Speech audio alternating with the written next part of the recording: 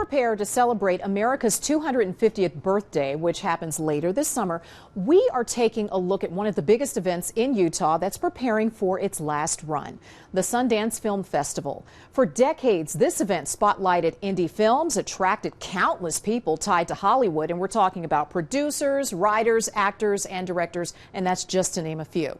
And so, we're taking a look at the city that was the backdrop for this legendary film festival. When you think of the things that really put Park City on the map, we of course have the Olympics that we had in Utah in 2002. Ryan Dickey, newly elected mayor of Park City, shared his thoughts on events that helped to shape his mountain city.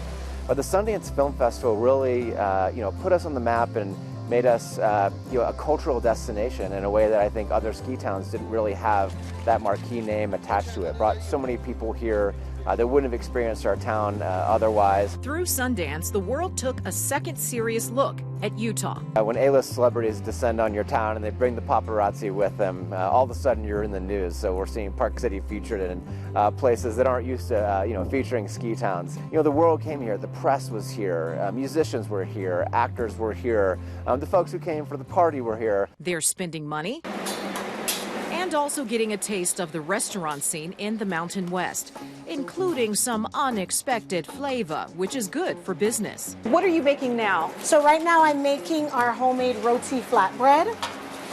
This is Mika. She's back there doing the patties. That's also her recipe, the patties and the rotis as well. That's Sunny, who's helping her mom prepare for another busy day of customers. I do feel like it's helped because in between movies, you do have people who come down and they explore New Park.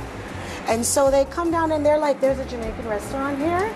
And they just love that. You get people from Texas, from California, all across the world, New York. So I think it's a great thing. And I think also cinema, just having different films from all across the globe, I think is a beautiful thing for Utah. Well, I've been in Park City myself 19 years, but the restaurant has been here for 7. Little top. The people will come in and they will eat our food and very surprised that, is this a Jamaican restaurant? Are you sure it's Jamaican cooking back there? And I'm like, what?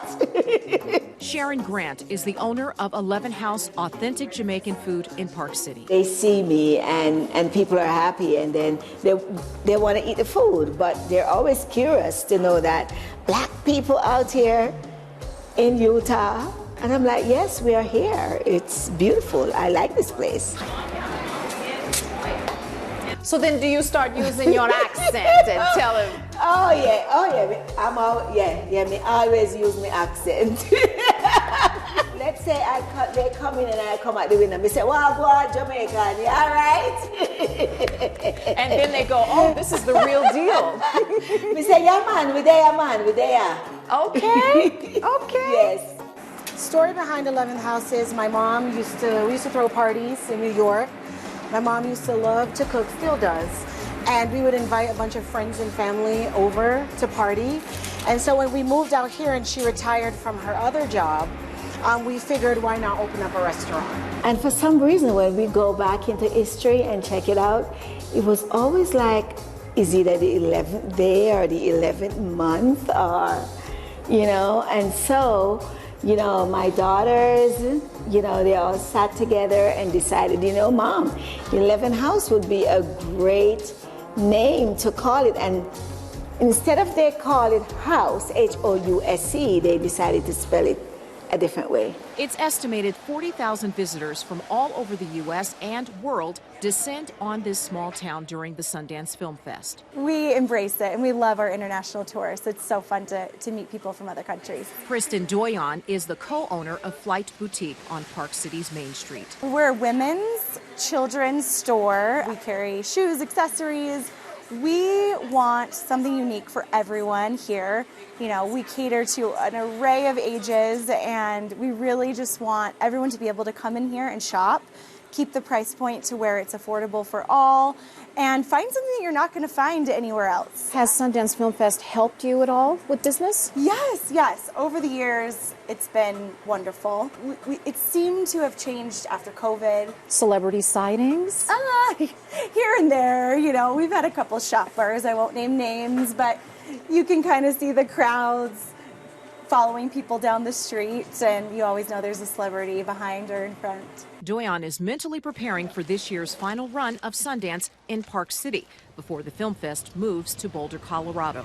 You know, it's bittersweet. My partner Blair grew up in Park City, so we know Sundance for being here all these years, and it's such a tried and true staple and a really fun, magical time to experience in Park City. Dan Howard with the Park City Chamber of Commerce explains Sundance Film Fest and the city grew together. We helped them grow, and they helped us grow, and that's a wonderful thing to think about after 40 years. It used to be called the Utah U.S. Film Festival before it was called Sundance, and it was created to showcase the people of Utah, the vistas of Utah, how special it is, and it has done that. And every time people come, they go, I really like it here. Howard, who has lived in Utah for 15 years, says the Sundance Film Festival had humble beginnings. The Chamber of Commerce used to sell Sundance movie tickets out of a shoebox from our office. That's how small Sundance was when it started. 1981 was when it was first in Park City. Deer Valley just opened in 1981. It was slow going. There are stories of Robert Redford standing on Main Street going, come on in, try and see our films. It wasn't taking hold. Eventually it started to take hold, but Howard says it wasn't until the 1990s and early 2000s. When it did, the festival really stood out. Park City is different from those other places, so it became unique. It looked unique, and we gave Sundance a beautiful setting to say, oh, we're going to come up to that film festival, we're going to maybe take a few runs in our ski boots, and it was just different from the other cities. In fact, when they were looking at another place, where could we go that still felt like Park City? So we know that we gave them something special. So now, what's next for Park City?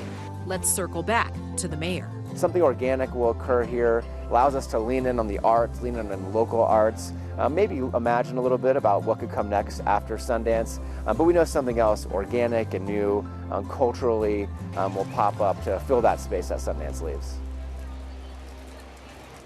Howard with the Park City Chamber, along with many others, say that they are grateful for the time that they had with Park City.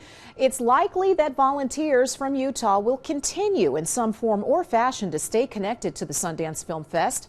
Thanks for joining me for this special look into the memories of the Sundance Film Festival's impact on Park City. I'm Jamie McGriff for KUTV 2 News.